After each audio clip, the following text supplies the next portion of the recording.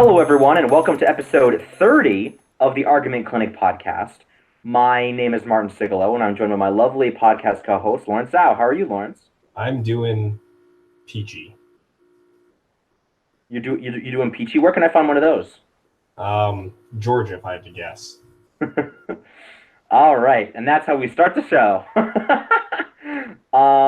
So anyway, we're the Argument Clinic podcast. For those of you that haven't listened before, we are a podcast dedicated to getting you to improve at Lincoln Douglas debate, whatever your experience level. Whether you are a grizzled or grizzly veteran of the tournament scene, someone who's just going to their very first tournament, a coach trying to teach their things very well, or one of the many squads that we know listen to this podcast for their own personal knowledge, this is the podcast for you. So where in the world have Martin and Lawrence been? Lawrence, where you been at? Well, last weekend, I sat in my apartment and watched TV all weekend. And the weekend before that, we were at Valley together. Is that right? That was right.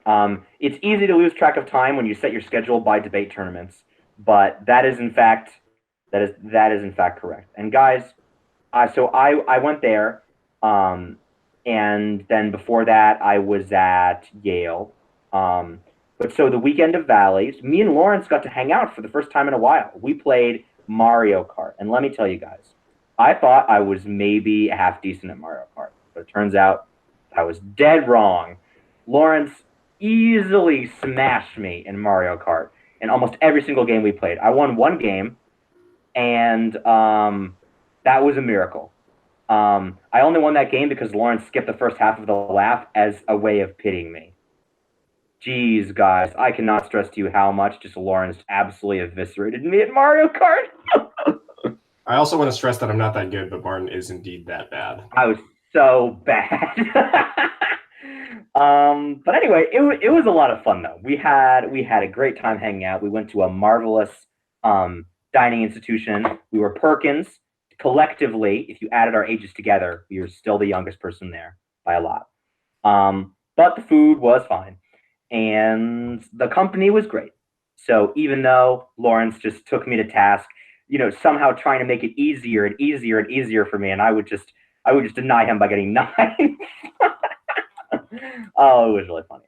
Anyway, we are sponsored by Victory Briefs, and I'm going to let Lawrence talk about that in a sec. But I will say the Victory Briefs topic analyses on this past topic, the September-October topic, were instrumental in securing a lot of wins for LeCompte Preparatory School. So thank you especially to my boy Jake Niebel, one of the heads of Victory Briefs, for writing an intensely good topic analysis. So that was great. And Lawrence, take it away. I did have the honor of judging that card from Lake Highland at Valley. Anyways, thanks to Victory Briefs for sponsoring the podcast by providing the equipment and hosting support. Victory Briefs is a summer debate institute and high-quality brief provider. You can learn more about their brief products and Victory Brief squads at victorybriefs.com. And make sure to sign up for Card of the Day for either PF or LD, which you can find by going to vbriefly.com. It's where we literally send you a free card every day, so don't miss out on that. I assume that the free thing and free card is free in terms of time, right? It's free in the sort of opportunity cost sense, not free in the actual sense, because of course all cards are free in the money sense. Well, I mean, presuming they're not behind a paywall. Although speaking of this, I do need to send out a card of the day after we record this episode. Indeed, card of the days are pretty important. Anyway, so this is a scholarship episode. So / an Art of War episode. It's kind of a mix of both. We've gotten a request to do this episode for quite some time. For those of you that have clicked on it, you already know. This episode is on how to justify and debate the value criterion, one of the most important structures in Lincoln Douglas debate, arguably the thing that makes it unique. We've gotten a lot of requests to do this episode over time, and we've kind of half done it a bunch of different times, but this time we're going to, face death square in the face and just confront our fears. We have no fear of this topic, but we're going to confront this topic head on and do it. Lawrence, how excited are you? Scale of 1 to Lawrence. Lawrence. Okay, well, see, even Lawrence can get really hyped about this topic. All right, so when we return, we'll talk about what are kind of the terms of the value criterion debate, and then we'll talk about how to actually do it. So stay with us.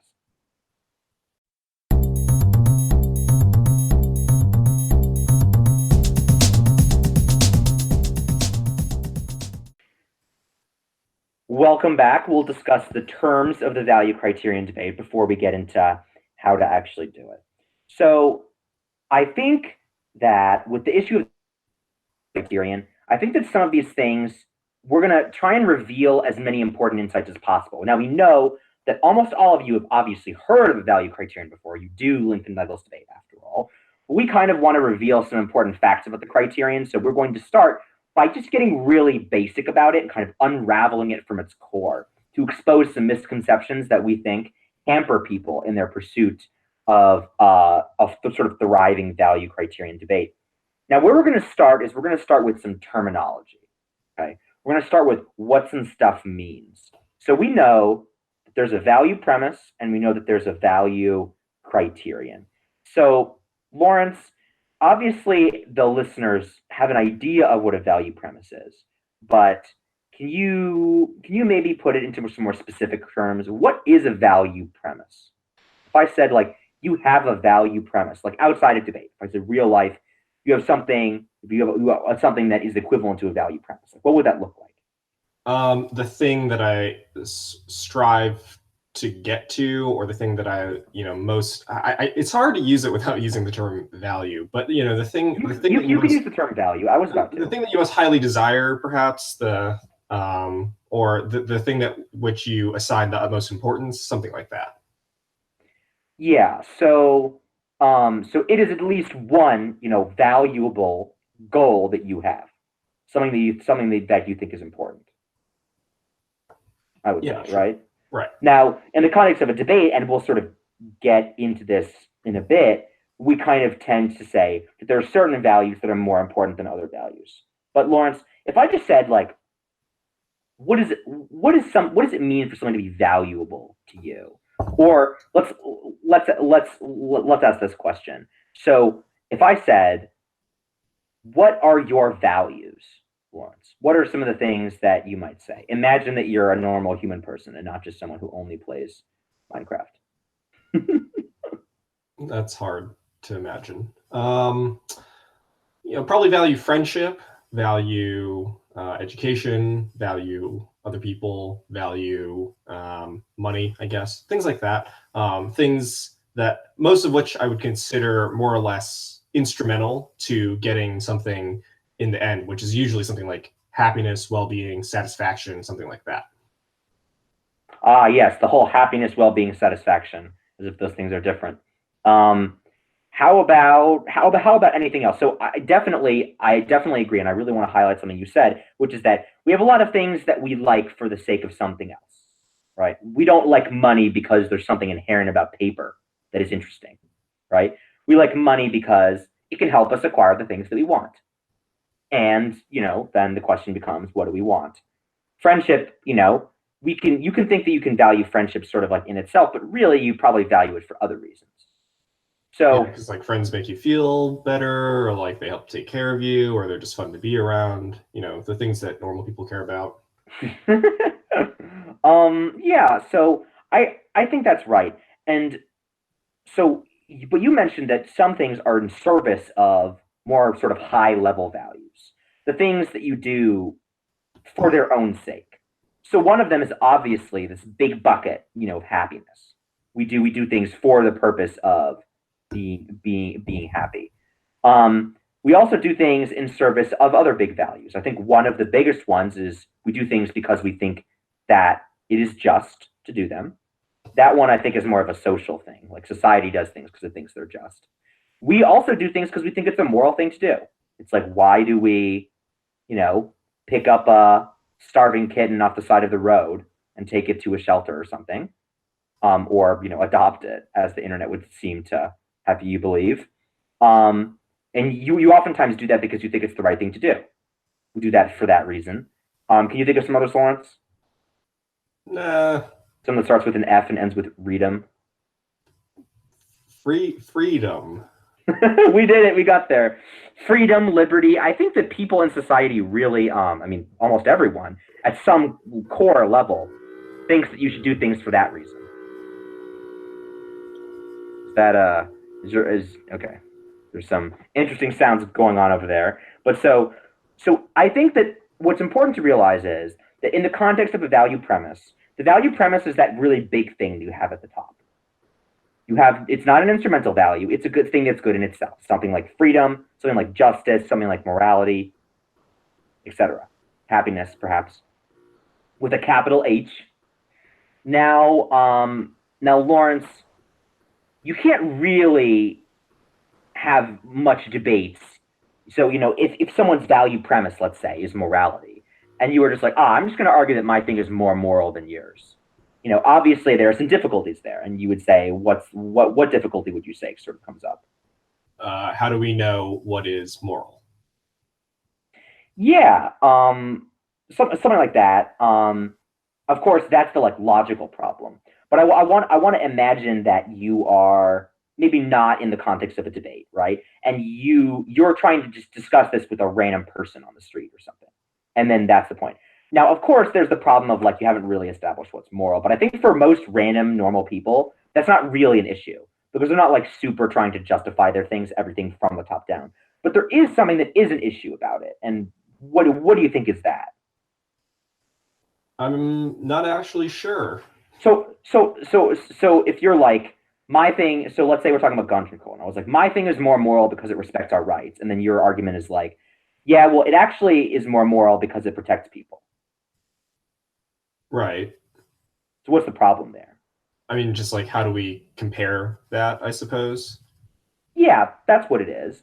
So the thing is and so you would say that morality, just in terms of a thing to just brute force debate about, you would say it's too what? Vague. It's too vague. That's exactly right. So yeah, you have so your value. I'm sorry, I don't mean to quiz you like this, Lawrence. It's just mostly that I just want you to say something. I just want to say something specific, so I'm just badgering you. But yeah, so the idea is you can't just have a debate straight up about the value premise. It's too vague. Everyone thinks they're on the side of happiness. Everyone thinks they're on the side of morality. Everyone thinks they're on the side of justice. Everyone thinks they're on the side of liberty. But not everyone can be right about that. Now, of course, again, there's two problems with just debating about that. Number one, as Lawrence said, the value is too vague. You haven't really established what's moral in the first place. You sort of need to go that extra step. And then the other thing is, it just becomes irresolvable. Imagine that you had a debate and someone was just like, my thing saves thousands of American lives, and there's mine protects the Constitution. And then they just stared at you. You're the judge in this debate, and they just asked you to decide. Lawrence has judged these debates before, so have I. It's just both people just appeal to things. They don't really say which one is which, and then they just sort of have the judge decide.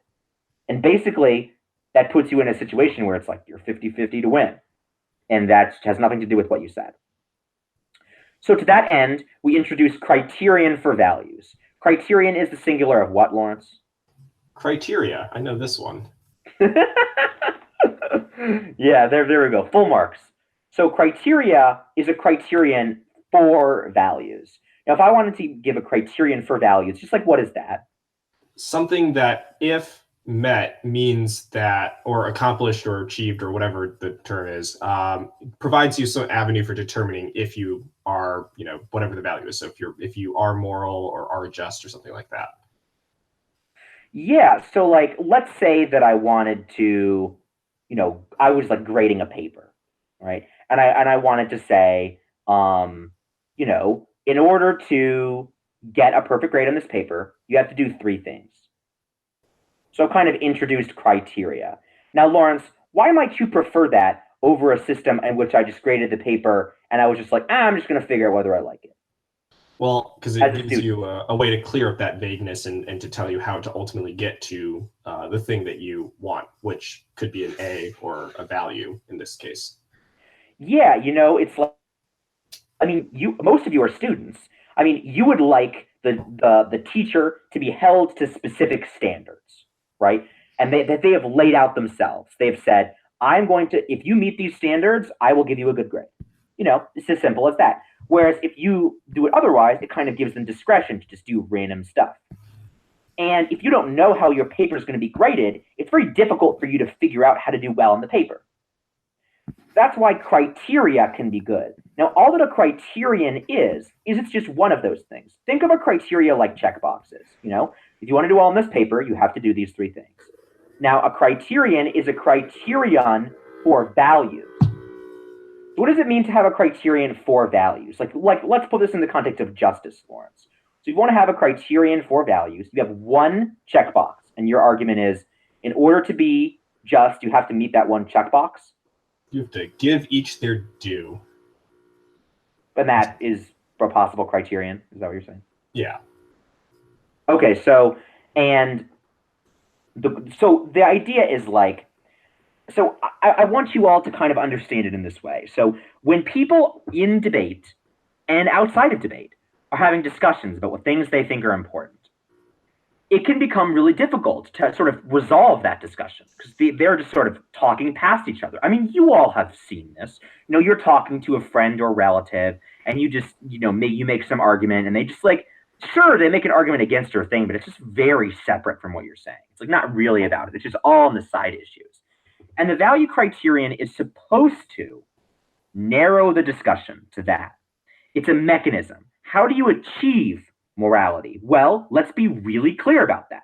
In order to achieve morality, you have to do X. And that kind of can solve the problem that sort of plagues normal discussions. Okay, so Lawrence, I want us to put this in kind of a scholarly view. So, of course, we've talked structurally about what a value criterion is. It might be like, if you achieve this thing, you're moral. Boom, end of story, right?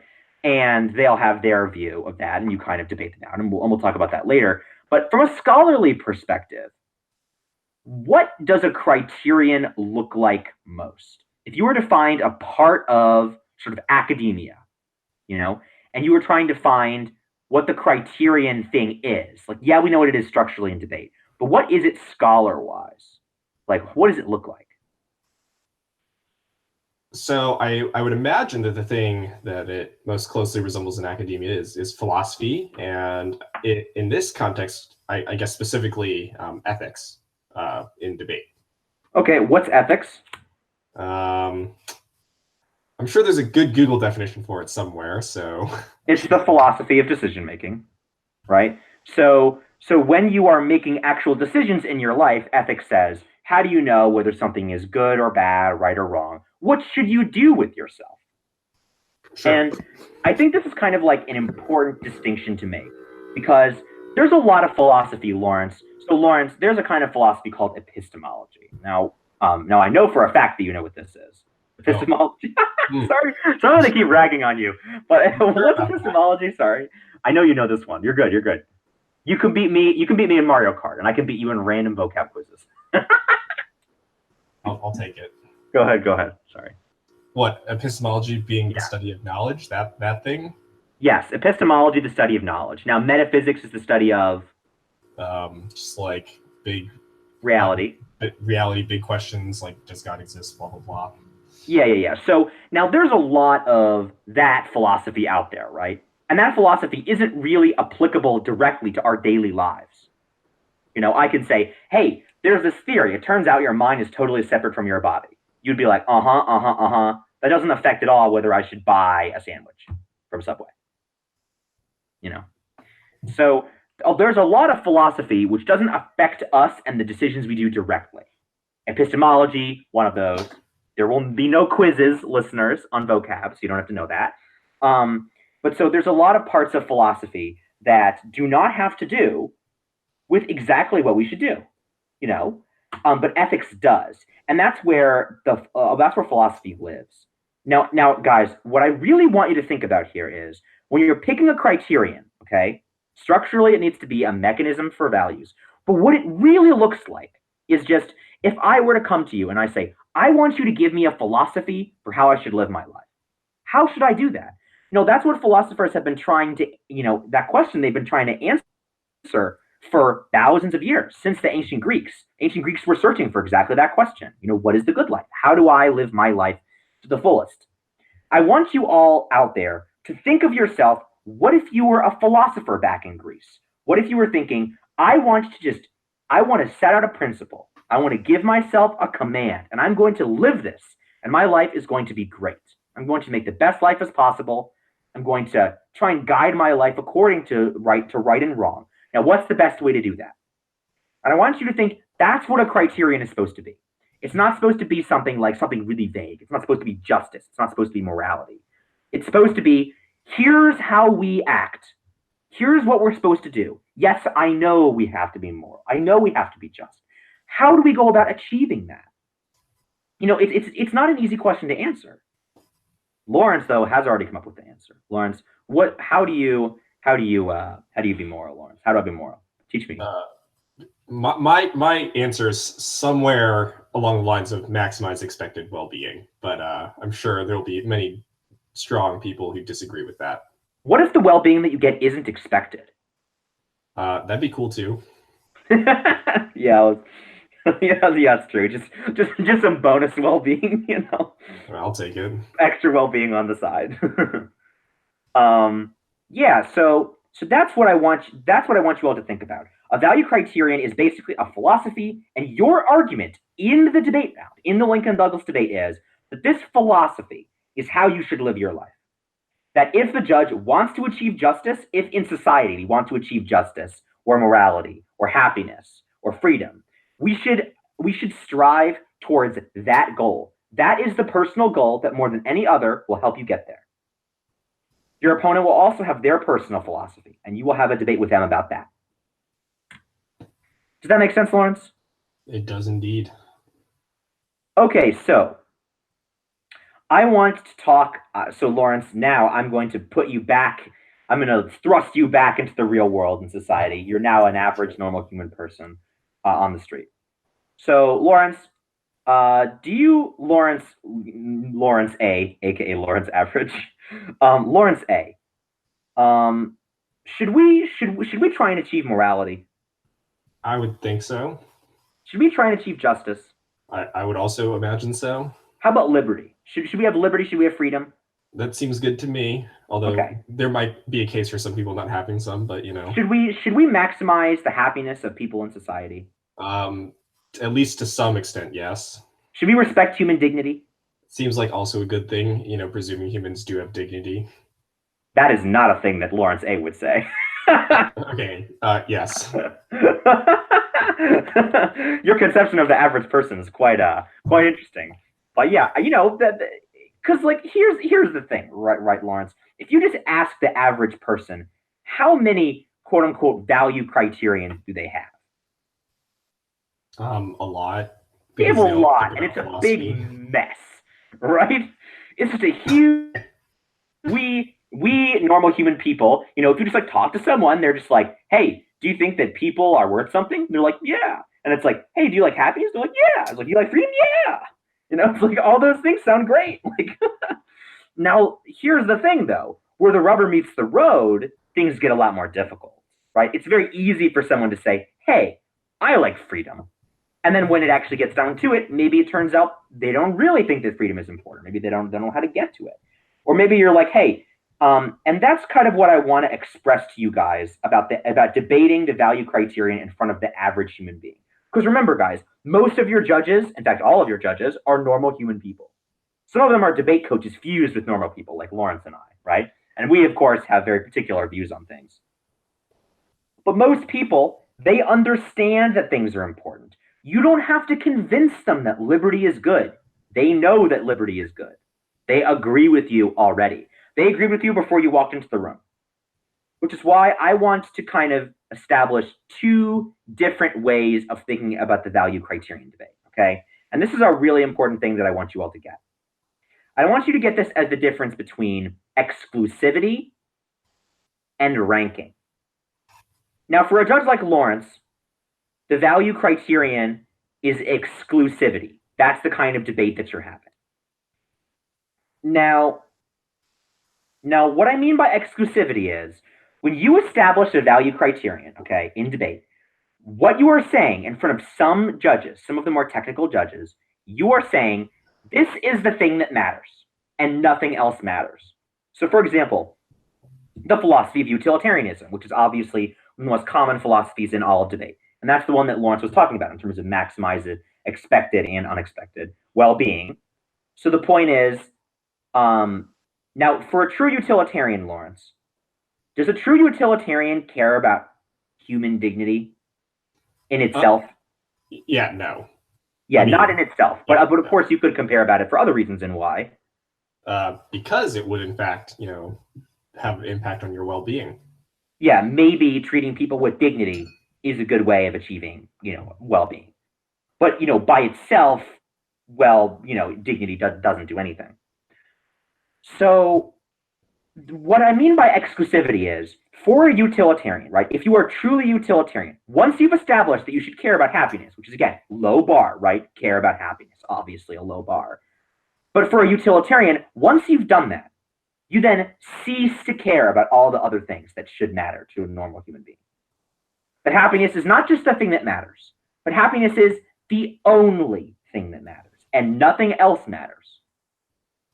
This is how a lot of philosophy actually is, if you look at it in sort of the academic discipline, right? You have people, the Kantians, the deontologists, they think consequences are totally unimportant, arguably, for the way that things should work.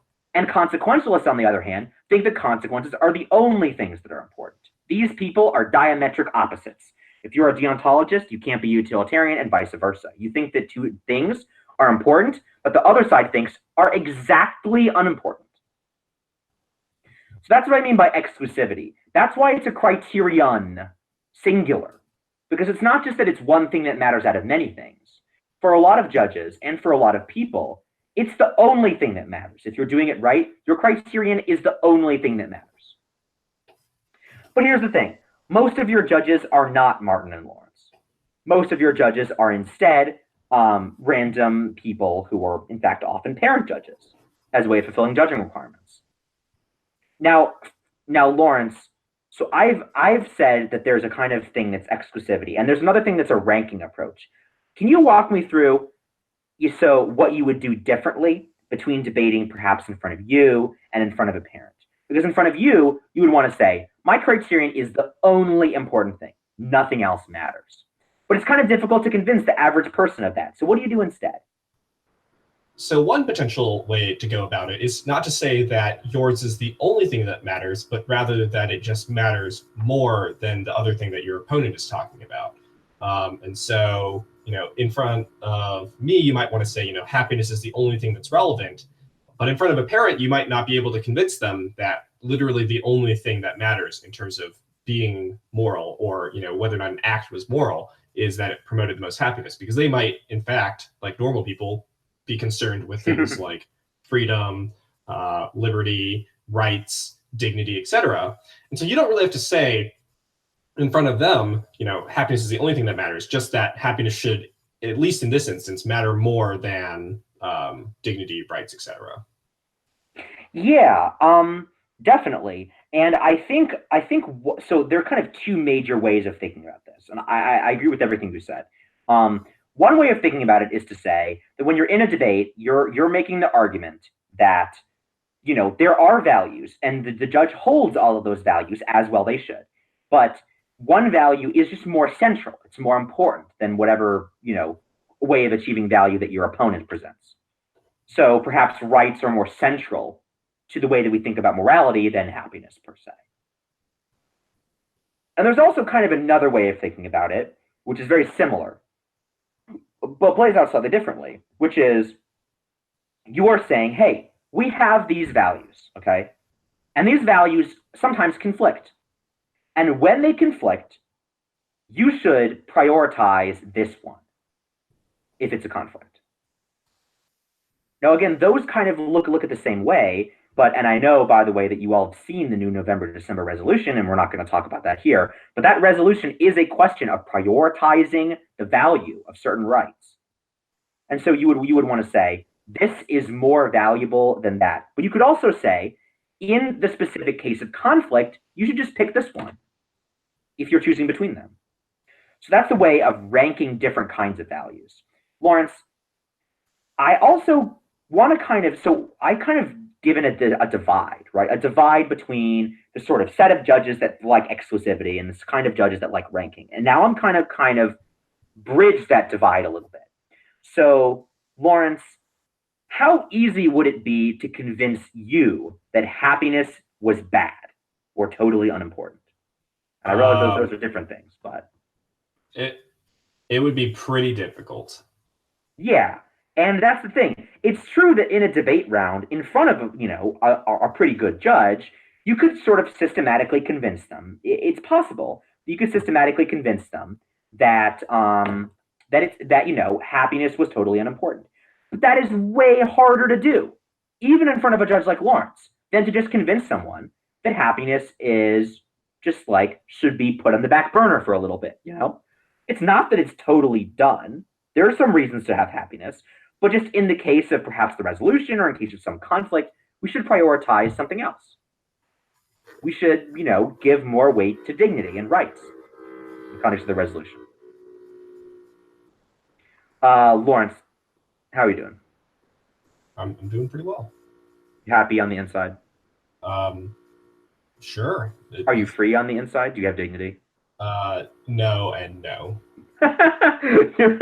Well, one because of the other, or for separate reasons? It's totally separate. Totally separate. That's nice.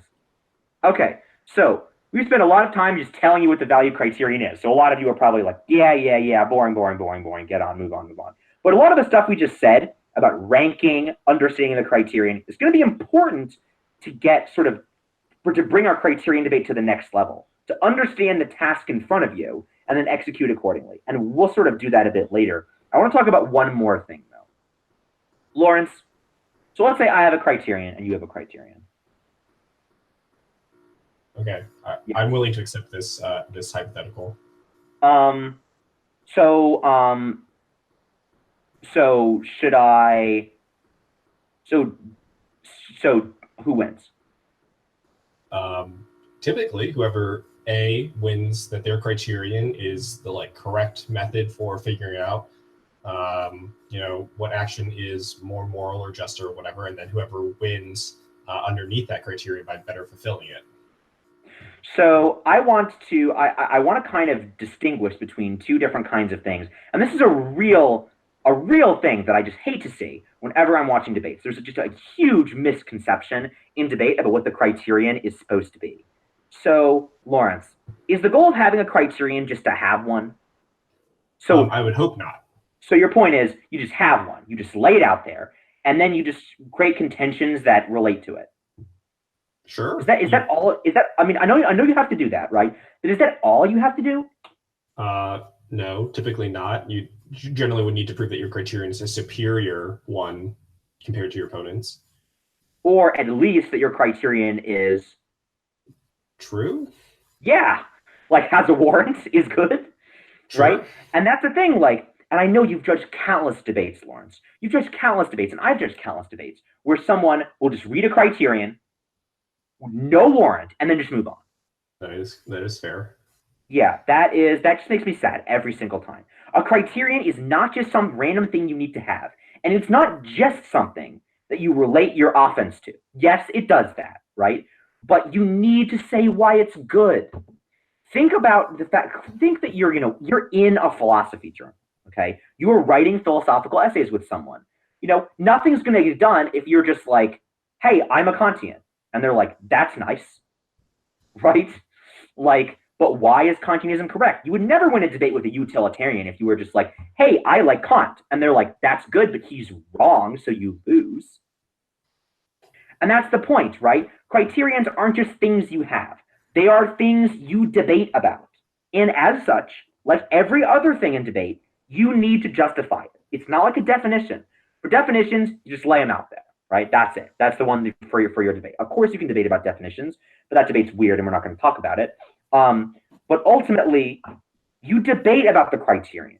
So spend time justifying it. Just having one isn't enough. If it was, Lawrence, how would you judge a debate in which just there was no warrants for our criterion on either side? There was no attempt to debate about it either. Both sides just said they linked their offense to their criterion. I'd flip a coin. Yes, you would. And unlike the other times we've said you flip a coin, that's actually closer to right. This time it really is. There's no way of saying it. If one side says, hey, I think voting affirmative would make us unhappy. And the negative is like, yeah, well, I think it would harm human dignity. And then they both just look at the judge. The judge is like, what am I supposed to do with this? Right? Yeah, I could just pick the one I like, right? But then it's not really even a debate anymore. It's just the judge just deciding what they like the most. And here's the thing, Lawrence. So I'm highlighting one thing document, and I just want you to, because I've been delivering some very nice rants. I want you to rant about this one, okay?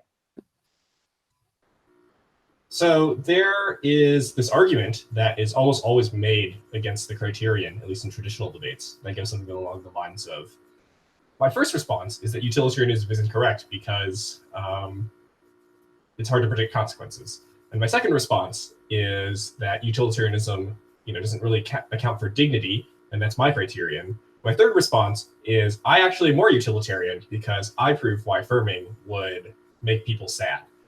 And so the first two responses, the second one is arguably not a real response, but the first two responses at least are real responses to the criterion.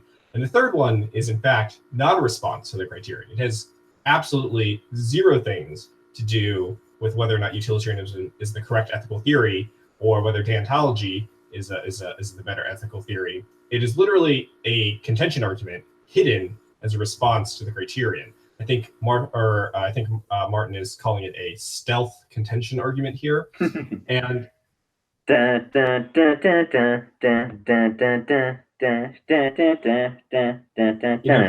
debate coach over Phil's voice acting. And so I hear this response all the time, and it's annoying mostly because it's not where this belongs. It's a contention argument. Get it out of here. It's also kind of annoying because people don't know how to answer it, because their answer to "I achieve your criterion better" is something along the lines of, "But you chose correct," and they'll just like drop this argument. I don't really know how this ends up playing out in your rounds, but no matter how it plays out, it is ultimately annoying, and I hate it, and I wish it would stop. Yep, couldn't agree more. It's annoying. I hate it, and it wouldn't be stopped. But I also just think that people have just conned themselves into thinking that they're making an argument.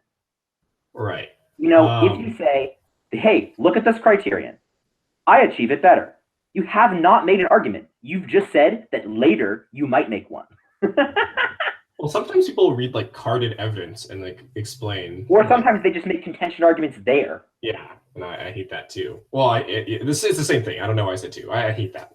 Yeah. I think part of the reason people do this is because they think of the criterion not in the way that we've described it. I feel like they're treating it as something not offense, not defense, but not what it really is, which is ultimately what we've described it as a weighing mechanism, right? A way to tell you what impacts matter more, like how to live the better life, how to judge whether or not action was good or not.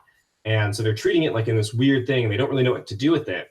And so that's why they're responding to it. But at the heart, really, the criterion really just tells you which impacts matter.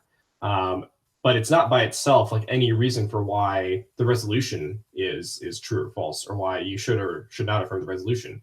And so they just treat it like this weird thing, and then they make these stealth contention arguments as response to the criterion. And all it does is flag to me, you don't know what a criterion really is. Yeah, I couldn't agree more about most of that, and it's mostly just because, I actually just think that the reason is people don't really know how to debate about a criterion. Yes, your opponent has a criterion. You can say that you achieve it more. And the thing is, any argument you say after that is a real argument. It absolutely is an argument. It's just a contention argument. It's not an argument about the criterion, which means that in a lot of these debates where I see that neither side makes any arguments about the criterion. And these are oftentimes the people who talk about why they like how there's philosophy in LD. It's yeah, if there is, you should debate about it, right? We are right about to go into the next segment, and in that one we'll talk about exactly how you should do that.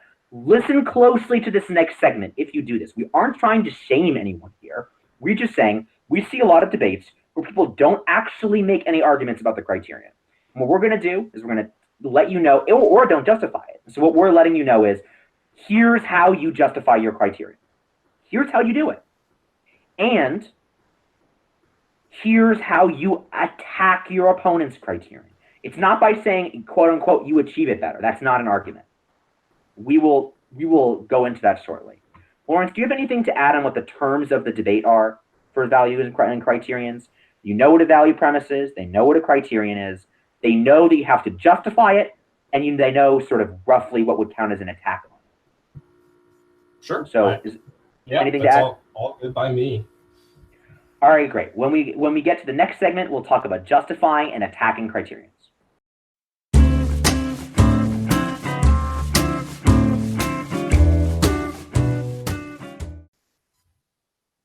How do you debate the criterion?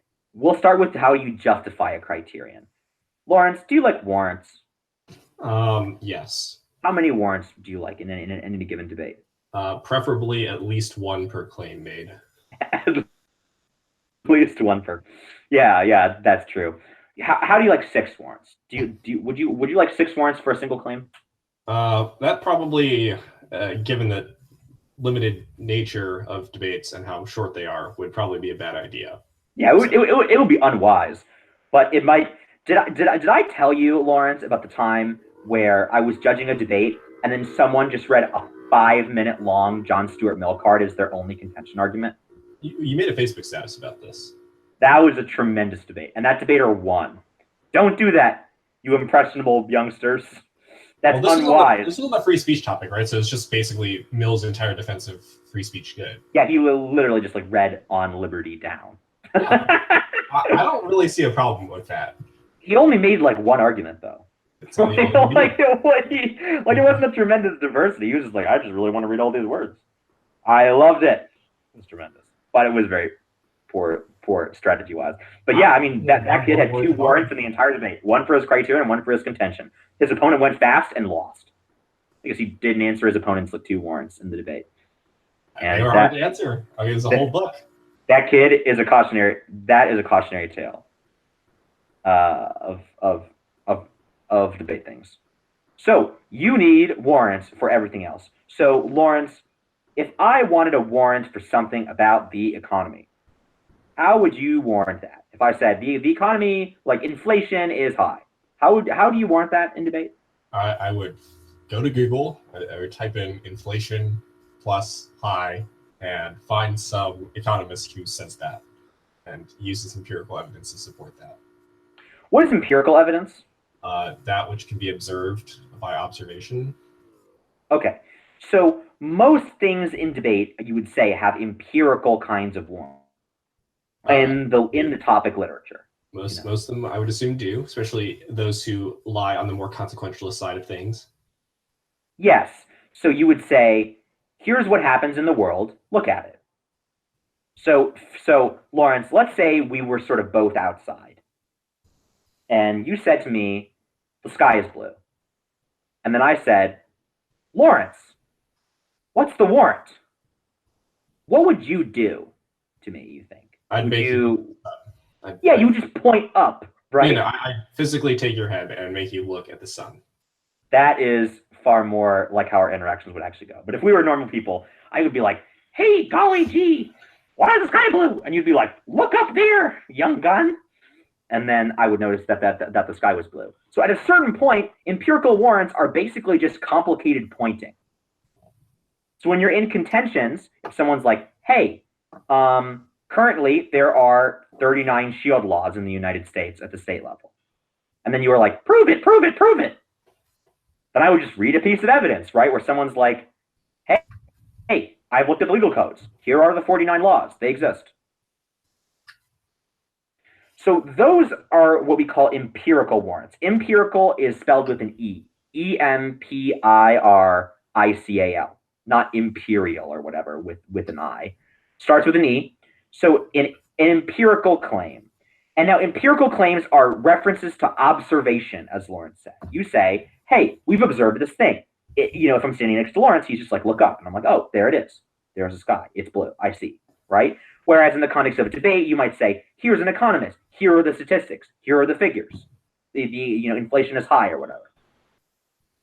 So Lawrence, if I wanted to ask you, hey, prove to me that 2 + 2 = 4, would you point? Would you see what the economists have to say about it?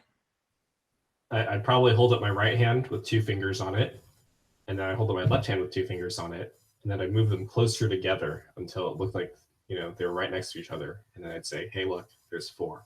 But then I would say, how does that prove that 2 + 2 = 4? And I'd be like, I'm not talking to you anymore. I would, because you haven't really proved it, right? You've just proved like maybe one time it did that.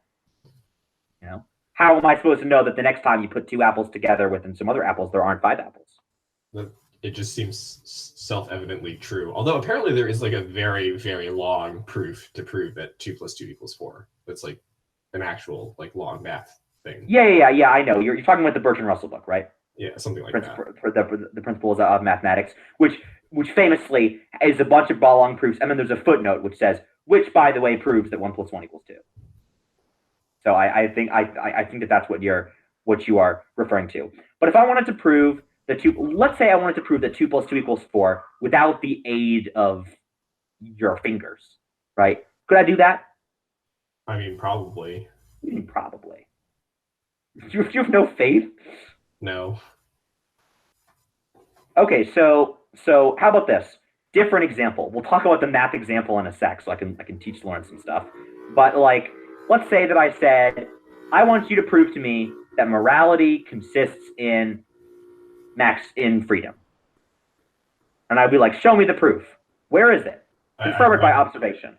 I'd probably write out an argument of some sort. Right, but you couldn't confirm it by observation, right? Nope. But you can confirm it, right? Via logic, I assume? Via logic, yes. Yeah. So that's the thing, right? So some things, what I'm trying to get at here is that different kinds of things are warranted in different ways. When we look at contentions, those arguments are warranted by observation. You say, hey, look, here are the facts. We've laid them out. Here's how those facts probably connect to each other via cause and effect. And that's how you sort of construct an argument one way or the other. But the thing is, some claims, like the value criterion, you can't warrant by observation. You can't say, for example, I couldn't say, hey, prove to me that, I don't know, that genocide was okay. And then you were like, well, look at all of these people that did genocide in the past. Observation, that must mean it's okay. It's like, you would obviously say no, right? But you would say, that's not how you prove that genocide is good or bad, by looking at whether or not people have done it. That doesn't do anything, right? We call that the what fallacy? Oh, Fred, what's the name? Just because we do something doesn't mean we ought to do it. The is-ought fallacy. Yeah, that one. So the is-ought fallacy. So, isn't it also called like the naturalistic fallacy? Is that what it is? The naturalistic fallacy and the is-ought fallacy are the same fallacy, yes. Okay, cool. I remember this stuff from like 5 years ago. Got them. Or the last episode where we talked about logical fallacies. I don't think we talked about the naturalistic fallacy, did we not? We might have. But yeah, the naturalistic fallacy and the is-ought fallacy are the same thing. But so at least as far as I remember. So you warrant things in different ways. Now, here's I guess a lesson for Lawrence. If you want to, you can prove that 2 + 2 = 4 very simply. You just give me a definition of 2, a definition of 4, a definition of equals, and a definition of plus. And once you establish those things, you can figure out the 2 + 2 = 4 by definition. That is correct. 1 = 1. And that's because if you know anything about if you know what 1 means and you know what equals is, you just know the answer to that. Arguably, you don't even need to know what 1 is to answer that question. But the point is, for some things, you just need to have a grasp of the definitions that surround them. And that's how you can warrant things. So with that kind of understanding, I want you all to understand at home that criterion arguments and arguments of philosophy are warranted that way. They're warranted by reference to kind of logic. And that the word there is analytical. You have all heard this term before, probably. I want you to, in a philosophy sense, there's a difference between something that's analytical and something that is empirical.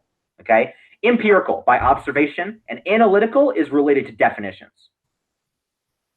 Some things you can't prove by looking at the world. Some things you have to prove other ways. And analytical are those kinds of things. Now for the practical stuff. This is the stuff that's really important, that is really sort of directly helpful. All the stuff we did before, though, is setting a major stage for what we're about to talk about. So I personally recommend that when you are trying to warrant a criterion, you look at two things. You look at intuitions and you look at logic. And if your criterion arguments are about intuitions and logic, you are good to go. In fact, if you just have one about intuitions and one about logic, that's good enough for most debates. So I want to walk us through these things. So Lawrence, what is an intuition?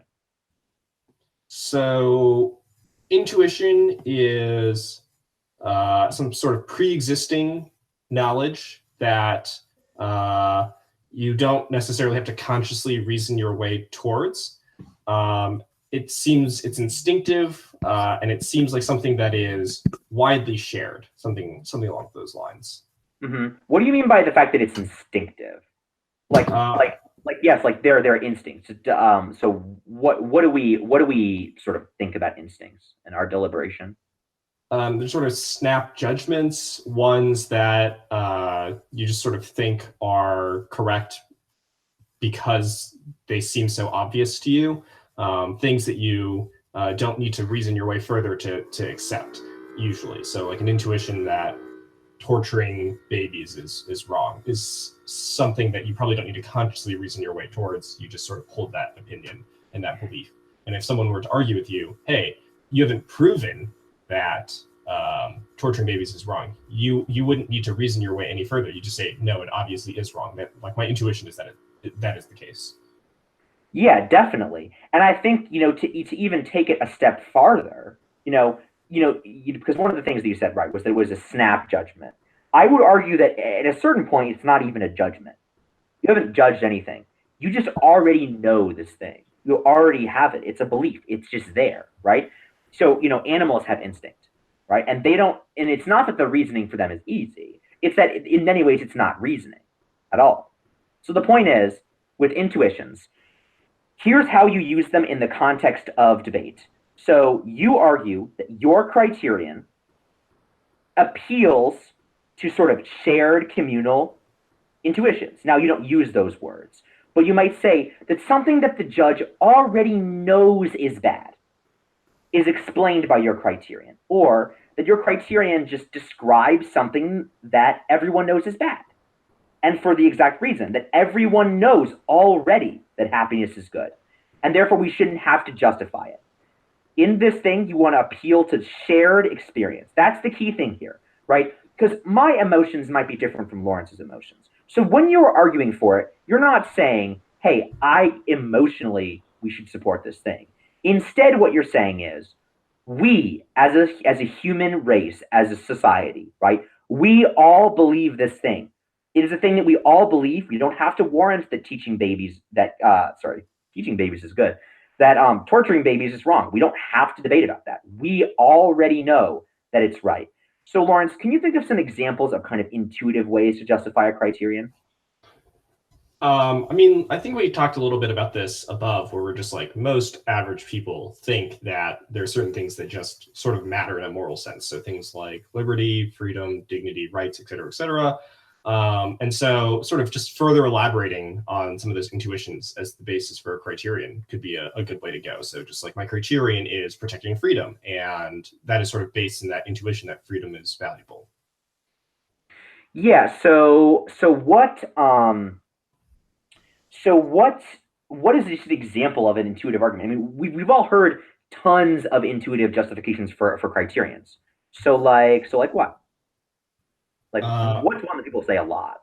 Like a bunch of examples, like maybe against utilitarianism or for utilitarianism. Yeah, so there are a few different ways that we can sort of use some examples to like highlight some common arguments for and against utilitarianism. So for example, in support of it, it's just like a baseline intuition that like happiness matters because like, hey, if you like put your hand on a hot stove, that seems like it's bad. And we think that's probably bad in a sort of moral sense too. If people suffer, and it's good in a moral sense if people are happy.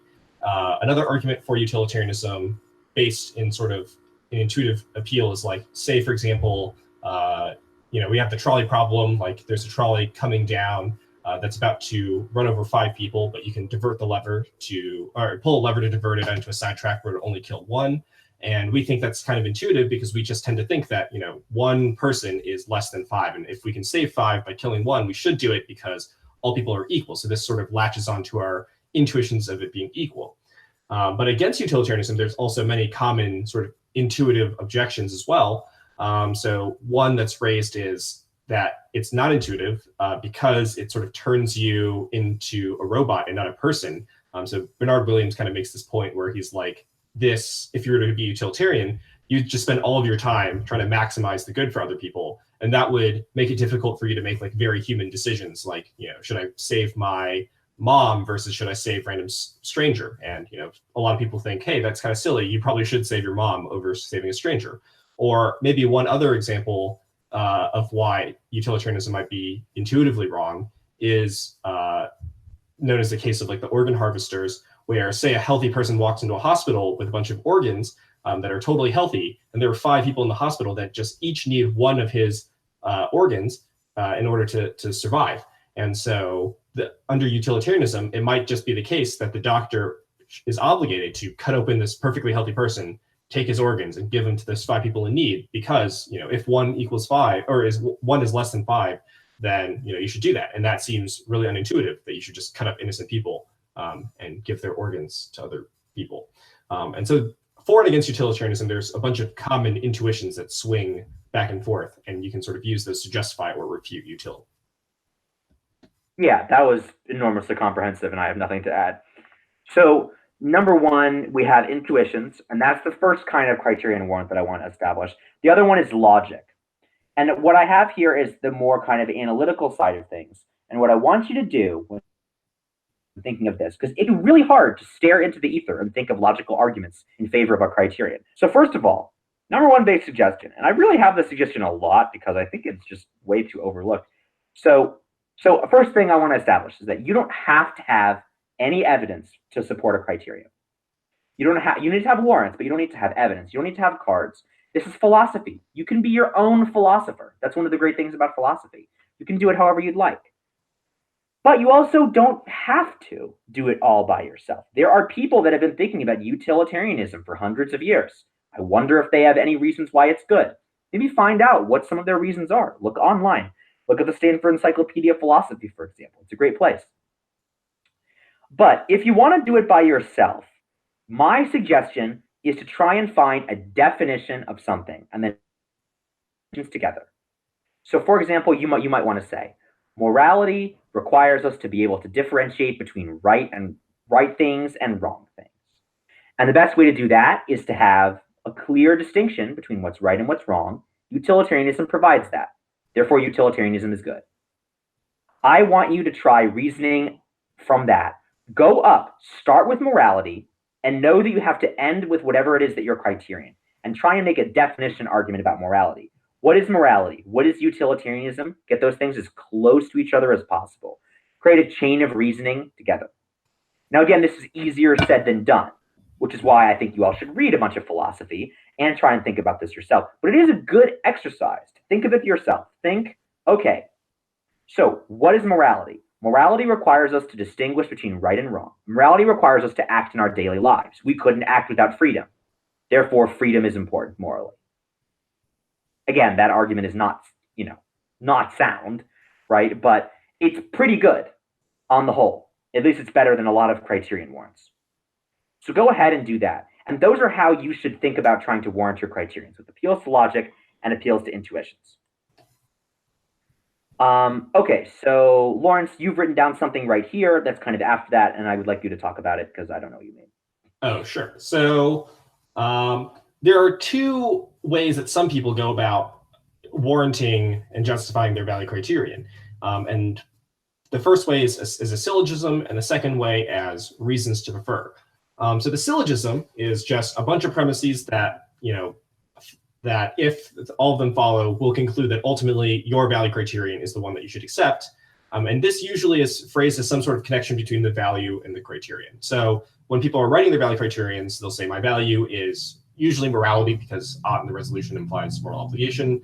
And they'll say morality must be grounded in our intuition that people are equal. And only utilitarianism does this. Therefore, the criterion is sort of maximizing expected well-being. And so we have a syllogism. We have like a few premises that, if correct, lead up to a conclusion, which in this case is the value criterion. And some other people will warrant it as sort of just reasons to prefer. So they'll say like something like, my value criterion is maximizing expected well-being, prefer 1, 2, 3, 4. And they might give a few reasons for why their value criterion is preferable. So one thing I think to keep in mind when writing a value criterion, especially in the context of a debate sense and strategy-wise, is you want to have both a syllogism and reasons to prefer when you're justifying your value criterion.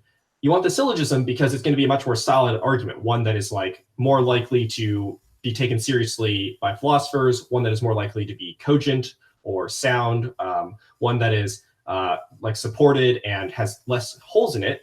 And so you want sort of the truth of your value criterion, like whether or not it is correct or not and logically justified, to be established through the syllogism.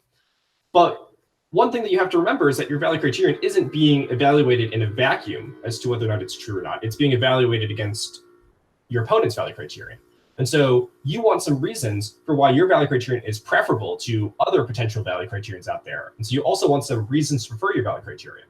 And so you, for example, with this utilitarianism value criterion I presented earlier about maximizing expected well-being, you'd say, my value is morality. Morality has to care about equality. Util is equal, therefore value criterion of maximizing expected well-being, prefer it. 1 is it's intuitive.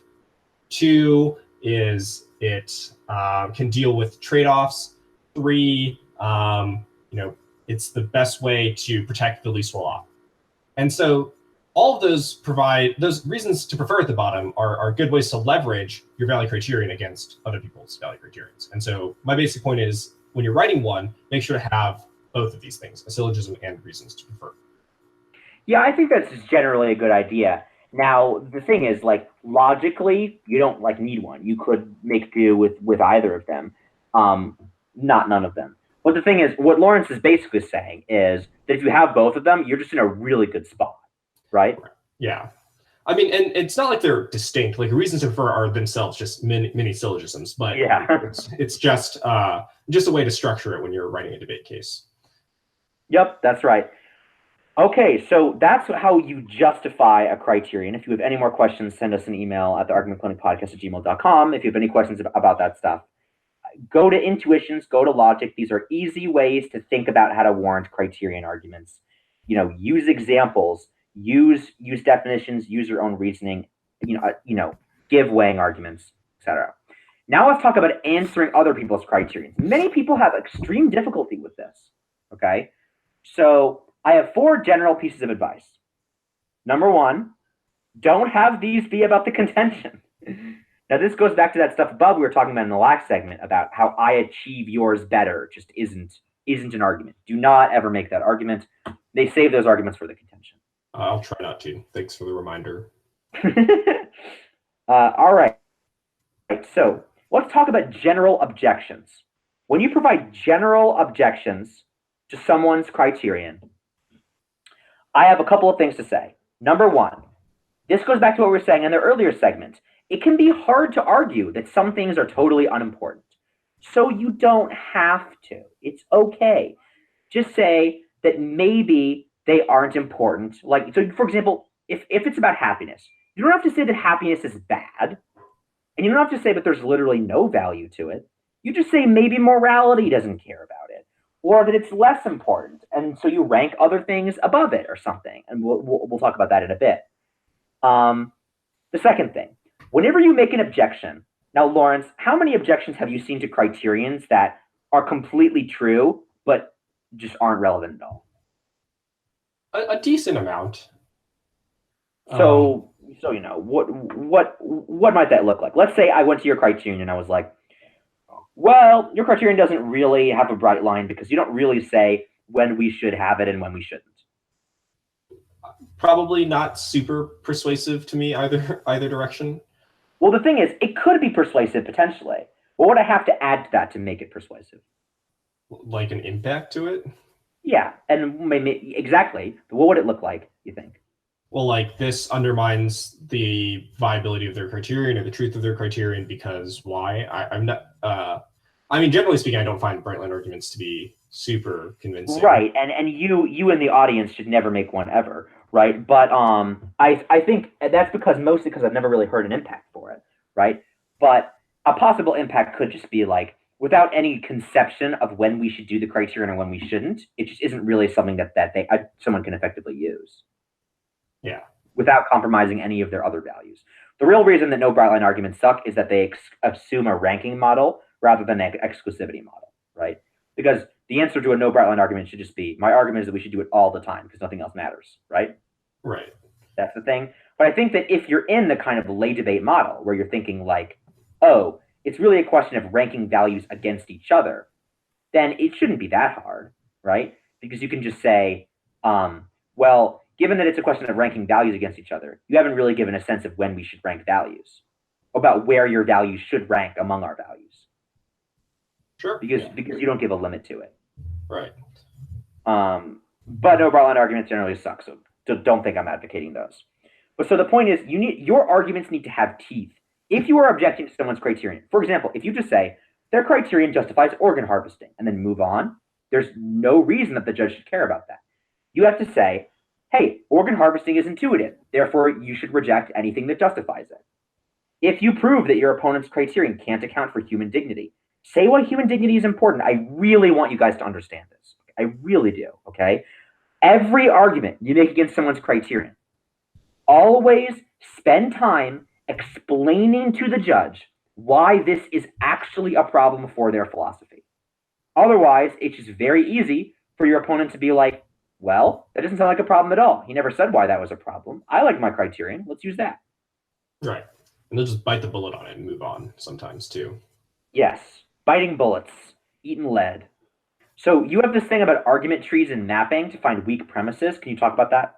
Right. So I mentioned this in the last full episode as a way to find logical fallacies, but I find it especially useful, I think, for value criterions, because they're really just like a bunch of premises that like ultimately lead up to some conclusion that this is how we should evaluate whether or not the action was moral or not. So whether or not it like was consistent with Kant's categorical comparative, whether or not it like was consistent with the difference principle, whether or not it maximized utility, et cetera, et cetera. And one way to figure out like where to attack the value criterion is to figure out sort of those weak points leading up to why the criterion is true. So take Rawls. So Rawls is the prominent liberal philosopher from the last in recent years, and his basic point is we should go behind a veil of ignorance and use that to come to the conclusion that we should like help the least well off because we don't know where we would be. And so that seems like a reasonable argument, like the idea that we should, in our own self-interest, try to make sure that society is like pretty good. So that way, even if we ended up at the bottom of society, we'd be relatively satisfied with where we ended up, blah, blah, blah. But one of the premises that leads up to this point is Rawls is assuming in the middle there, and you have to map a decent far ways to get to this point. But one of the things that Rawls is assuming is that people are in fact risk averse, that people are unlikely to take positions or select outcomes or select arrangements in which they would be disadvantaged. And Rawls just kind of assumes this without much of a reason. But this premise seems a little bit weak. It is, in fact, a source of prominent criticism, which is that people are risk takers, that people under veil of ignorance, instead of trying to choose a societal arrangement that would benefit the least well off, might pick one in which if they won the lottery and they ended up at the top, they would have like a super awesome life, and they really want that. And they're willing to take the chance of being at the bottom of society if it gets them a chance to be at the top. And so that kind of undermines a lot of Rawls's point, which is that fundamentally based in this idea that we are risk-averse, rational people that will pick X societal arrangement that is good for the least well off. But we may not do that. And so this criterion suddenly seems to be a lot weaker than it is. And you can't find this weakness unless you are really looking at all of the premises. If you're using an argument tree, as we talked about in the last episode, which is like figuring out how each premise leads to its own leads to the conclusion, and then figuring out the reasoning for each of the premises, so on and so forth. And you can't find that without doing something like that. And you'll be able to discover weak points and then attack those. Because some of these claims are just like really hard to refute. Happiness is good. All right, that's going to be a bit hard to answer. But the claim that happiness is so good that we should prioritize it to the exclusion of all other things is a pretty tough argument to sell. And once you start realizing some premises in there that are used to justify that conclusion and find out that they're weak, that's what you can go after.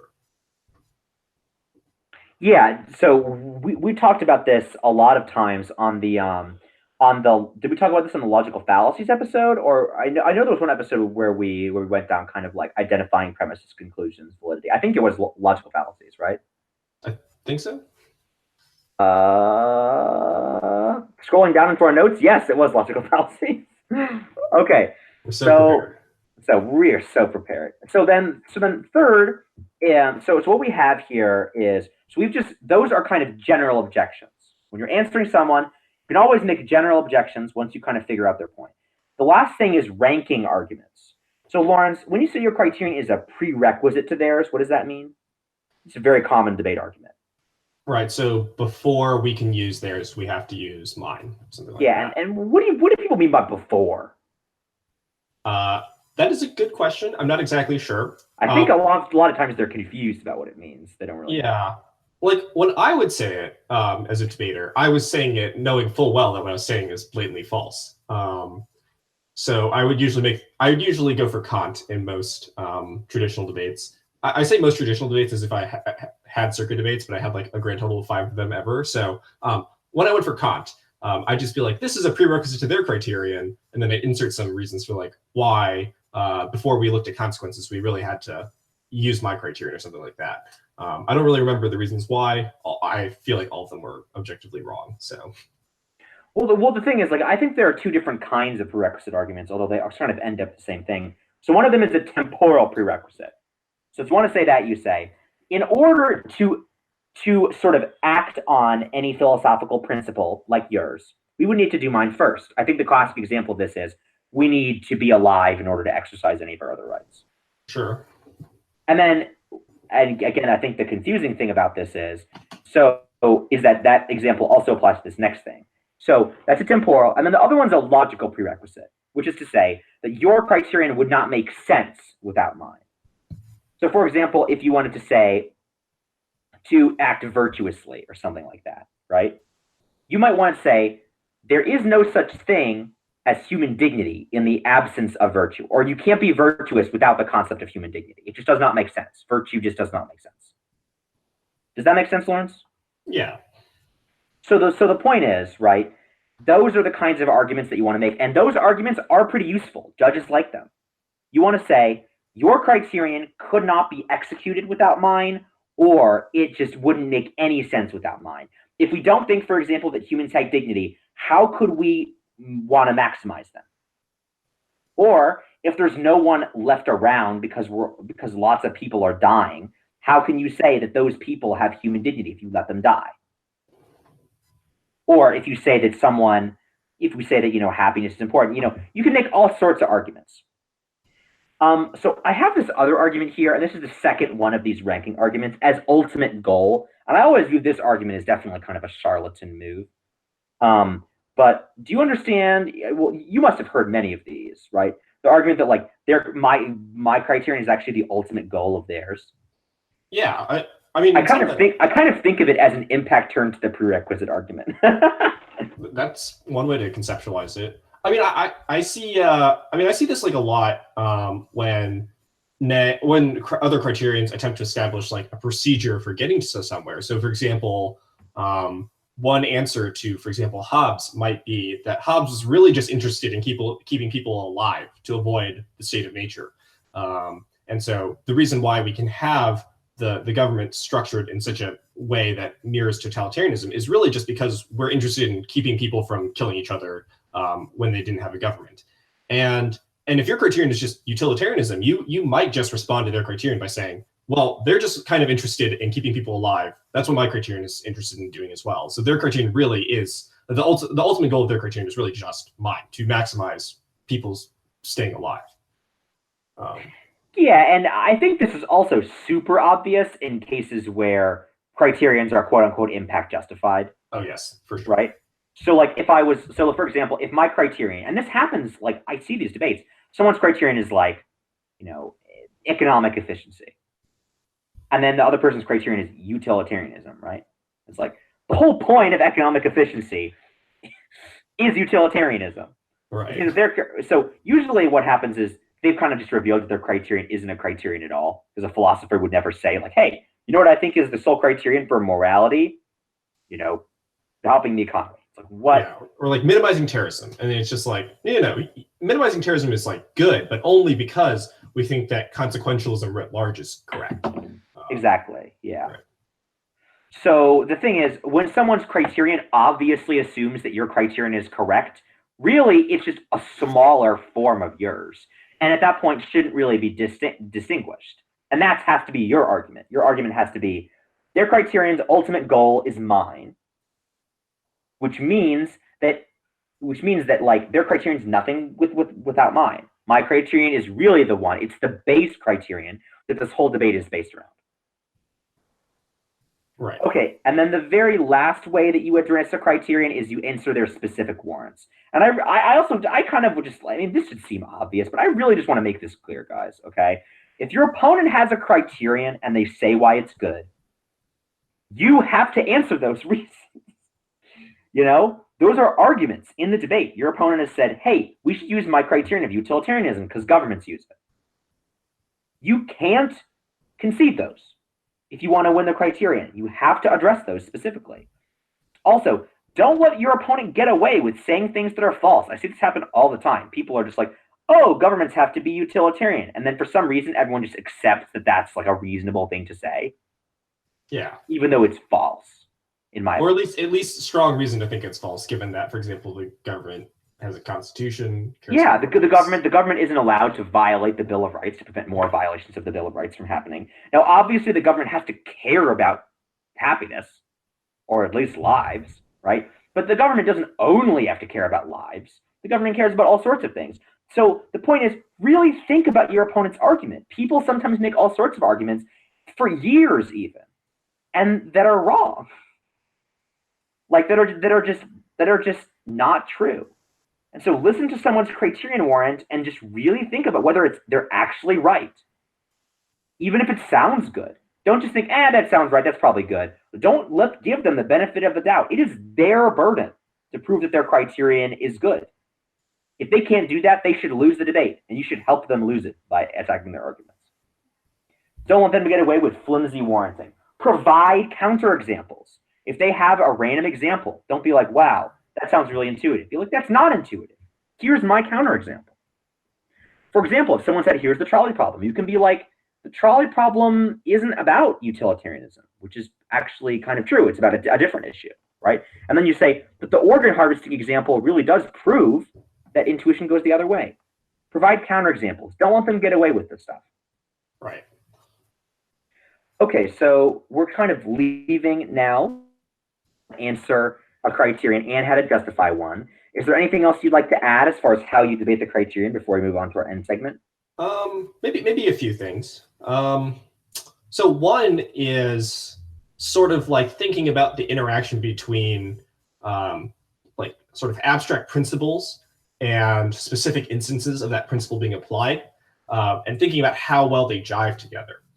And I mean, we've kind of already talked about this, but I think this is just another way to frame it, which is there might be some principles that sound kind of good, just sort of abstractly, like principle, follow the Constitution. But there might be some instances where we might find specific applications of that principle to be kind of wrong. And that might be a reason to think that there's something that's out of whack. So, for example, Constitution did in fact allow slavery and more or less prohibited women from voting for, a long period of time. And those two seem like very good examples of why that principle writ large seems incorrect, at least as a total explanation for all things moral or not. And so when we start thinking about particular instances and comparing them against the general principles, we need to adjust how we think about those principles and those particular instances as they continue to interact with each other and as they more closely align both with each other and with just our general intuitions. So like if you have a general principle that's just like, we should care about happiness. And that seems fine until perhaps you think about, wait, I don't really want to live my life as like as a utility maximizing robot. That seems weird. Or maybe you think about this general principle, like never lie. And then you're confronted with the example of, what if there's, I'm hiding Jews in my attic during World War II and the Nazis come and they're like, are you harboring any Jews? Shouldn't you be able to lie to them? And thinking about how those particular examples can be refutations of the sort of general principles that are being provided here. I think about the ways those interact. I think that's a pretty decent way to start thinking about how to respond to different frameworks. Yeah, I think that's right. I feel like that's more or less it. I'm good. All right. When we get back, we'll get to the only important part of our podcast, the mini debate. Stay with us.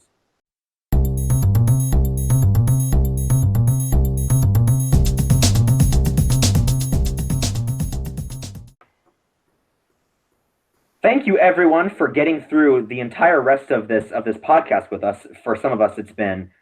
For some of you, I imagine it's been quite an ordeal. Thank you for sticking with us till the end. You are the true fans.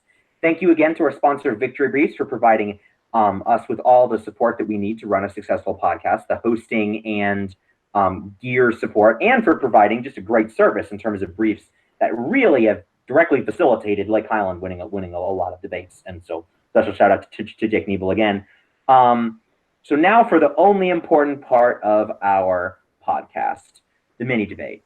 Best trading card games. Mine's Magic the Gathering. It's the best game of all time. Go. Concede. That seems correct. Boom! Finally, Martin wins a mini debate. Finally, it isn't just like a random tie. All I had to do was just stack the deck by just choosing the best trading card game in the world. I'm not even sure to answer it. What's a comparable alternative? Well, I mean, like there are other card games that are like respectable. Much more niche or much worse.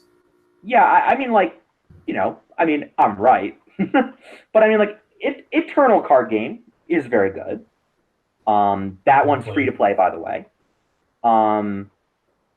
That's a good game. And I mean, what's it? Elder Scrolls Legends is fine. That's a card game? Oh. Yeah. Hearthstone is popular, but I definitely don't think it's better. Yeah, that game seems like only okay. Yeah, it's don't like one I played it. Anyway, don't at me in the comments, guys. Magic the Gathering best game. All right, everyone. Thank you for staying with us. We'll see you next week, 2 week, 3 weeks. Stay frosty.